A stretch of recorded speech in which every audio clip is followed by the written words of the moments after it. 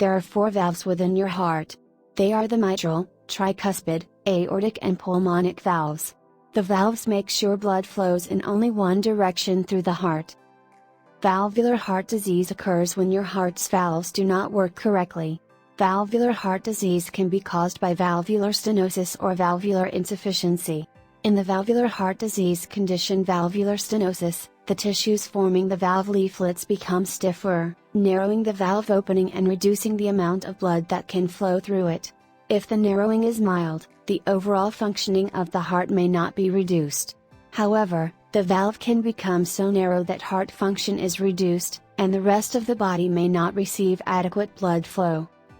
Another valvular heart disease condition, called valvular insufficiency, or regurgitation, incompetence, leaky valve, occurs when the leaflets do not close completely, letting blood leak backward across the valve.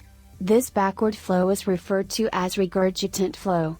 A narrow door stenotic valve requires the heart to pump harder, which can strain the heart and reduce blood flow to the body. A regurgitant, incompetent, insufficient, or leaky valve does not close completely, letting blood move backward through the valve.